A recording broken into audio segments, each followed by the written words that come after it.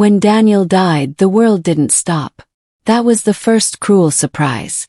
I thought something so enormous, so final, would at least make a sound.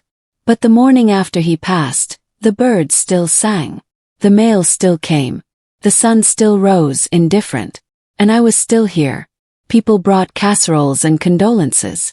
They sat beside me on the couch and said things like, "He's in a better place," and "You'll feel normal again soon."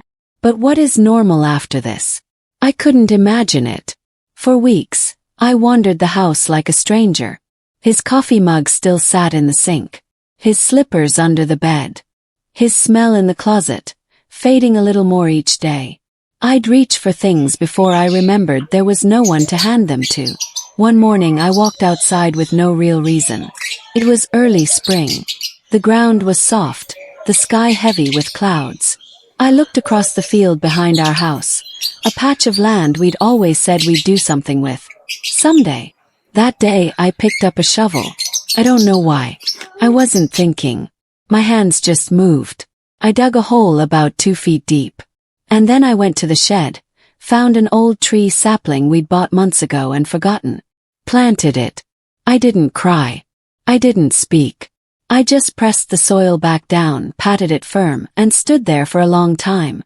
The next morning I planted another. And then another. It wasn't a plan. It wasn't a tribute.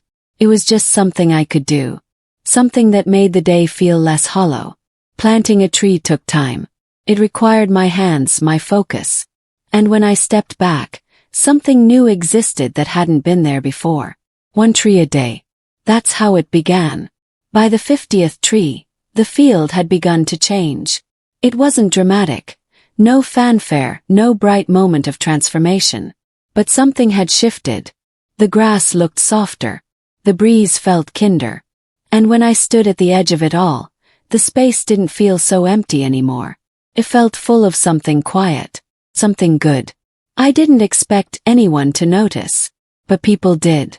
Mrs. Langley, my neighbor from 2 doors down, asked about it one afternoon. She leaned against the fence and squinted out at the rows of young saplings. "What are you doing out there every morning?" she asked. I told her the truth. "Planting trees," I said. She paused. "For what?" I looked down at my gloves, muddy from the morning's work. "For Daniel," I said. "One for every day since he left." She didn't say anything else, just gave a little nod. The next day she brought me a thermos of tea. That was the beginning. I wasn't trying to share anything. This had always been something private, a ritual between me, the soil, and the man I missed more than breath. But somehow word traveled. A week later, someone left a folded note in my mailbox. No name, no return address. Just a single sentence, written in careful, shaky handwriting. "I walk past your trees every day. I lost my brother last fall. Somehow what you're doing makes it easier to breathe again. Thank you." I read it twice, then folded it gently and slipped it into the back of my notebook, behind the page where I'd written, "Tree number 73. Cold morning. Boogie. Feeling steady." The next morning I planted tree number 74. After that, the quiet field wasn't quite so quiet anymore. People slowed down when they walked by. Some waved. Others stopped completely. I'd find little offerings left under the trees. Rocks with painted hearts, a photo of a soldier in uniform, a small wooden cross. I never moved them. They weren't mine to move. And I never asked questions. Some things are better left between a person and the tree they chose to stand beside. One morning I saw a young girl, no more than 10, tie a string of paper cranes to one of the lower branches. She didn't say a word, just pressed her palms together after she was done and left. I didn't cry. I thought I would. But instead I felt something warmer than sadness. Something like grace. It struck me then. This wasn't just for Daniel anymore. It wasn't even just for me. Each tree had started as an anchor to keep me upright in grief. But now they were becoming something more. Forest of memory. Quiet chapel without walls. A place where people could lay down the weight they didn't know how to carry. I started to write more in my journal, not just the date and the number of the tree but the feeling of the day. I began noting the color of the sky, the scent of the soil, the birds that sang nearby. And sometimes I'd write a single word and circle it. Hope, stillness, like surrender. I didn't need to understand what those words meant in the moment. I just needed to mark that they had arrived. Sometimes I still felt the ache so sharply it stole my breath. Grief doesn't go away. People say it gets smaller, but I don't think that's true. I think we just grow around it. Trees helped me grow. I began to understand that healing isn't passive. It's not a thing that happens to you. It's something you do, over and over again in small, often unnoticed ways. One act at a time. One tree. One breath. And slowly, the woman I was before, the woman who didn't know how to start the day without his voice, began to step aside for someone new. Someone quieter, but stronger. When I passed tree number 100, I paused for a long time. I placed both hands on the young trunk and whispered, "Thank you." I don't know if I was speaking to Daniel, to the tree, or to that broken part of myself that finally felt less broken. But it didn't matter. Something beautiful had taken root. And it wasn't going away. Started with one letter. Then came another. And another. People began writing to me not just from the neighborhood but from other towns, even other states. Someone had taken a photo of the trees and shared the story online. The post had spread quietly, like roots beneath the surface. I opened envelopes filled with gratitude, memories, grief, and hope. I lost my wife last year. Your story gave me a reason to plant something too. My son took his life. I didn't know how to go on. But I planted a cherry tree last week. It felt like speaking to him. I haven't lost anyone. But I read what you're doing, and it made me call my father for the first time in years. Kept every letter. I read them in the evenings, sitting by the window with a cup of tea and a blanket over my knees. Sometimes I'd cry. But it was a different kind of crying. Less sharp, more like rain falling gently on dry soil. Strangers began to visit. They didn't knock. They didn't disturb me. They just walked through the trees quietly, some alone, some holding hands. Some brought seedlings. Some brought silence. One day, I watched a man kneel beside tree number 118, press his forehead to the bark, and weep. He stayed there for a long time. When he left, I noticed a small stone placed at the base of the trunk with the name Ellen written on it. I didn't need to know the details.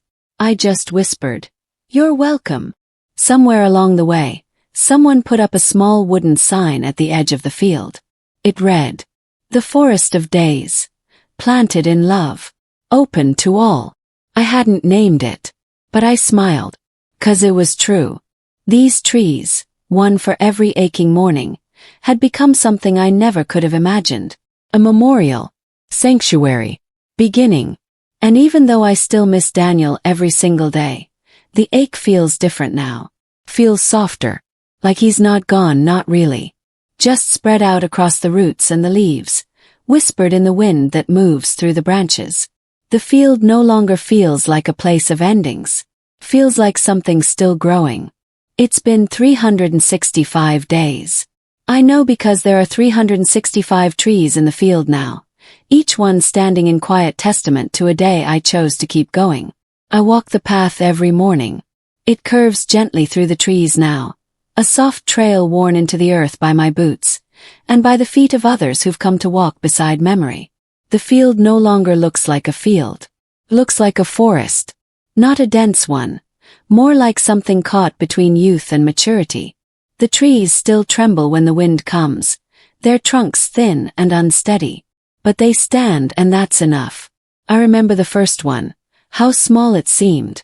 How unsure I felt digging that hole, pressing the dirt down with more grief than hope. I couldn't see the future then. I couldn't even see past that day. But now, when I stand at the top of the rise and look out, I see the shape of something beautiful. Not just trees. Stories. Each one rooted in memory. Each one a choice to love instead of disappear. People still visit. More now than before. Sometimes entire families. Sometimes just one person, holding something folded in their hands. A photo, a ribbon, a scrap of paper with a name. They walk slowly. They speak softly. and then they leave something behind. I've learned that grief is not meant to be carried alone. A woman named Ruth comes every Sunday and waters the tree her son would have liked. A man named Miguel planted 3 in a row last month, one for his father, one for his mother, and one for the child they lost before she was born. He cried when he planted the last one. I just held his hand. We didn't need words. Even in silence, people grow roots in each other. Last week, a local elementary school brought students to visit the forest. They tied handwritten wishes to the branches. "I hope my grandma gets better," one read. "I miss my dog. I love you forever, Grandpa." Children understand more than we think. And trees. Trees hold secrets without judgment. That evening, after the kids had gone, I sat by tree number 1, the very first. Its leaves rustled gently in the breeze. It had grown taller than I expected. Stronger too. I laid my palm against the bark and whispered, "Thank you." Not for the strength, though I had needed that. Not for the healing, though I had found some. But for being the beginning. Because beginnings are harder than endings. Endings happen to you. But beginnings are a choice. A choice to step into the unknown. To plant something in the middle of sorrow. To hope that it might live. Daniel would have smiled at all this. I think about that sometimes. About how he used to sit on the porch with his coffee and say, "You know, there's nothing more optimistic than planting a tree." I used to laugh. But now I know he was right. This forest is made of optimism. And grief. And grace. And stubborn, unrelenting love. I never imagined this is what healing would look like. I thought it would be a return to who I was before. But that woman is gone. And that's okay. In her place stands someone slower, softer, wiser. Someone who knows that even when the heart breaks, something beautiful can grow in the cracks. I don't know how long I'll be here. None of us do. But I know this. As long as I have breath, I'll keep planting. Not because I have to, but because I can. Because love doesn't end, it just changes form. And every tree in this forest is proof.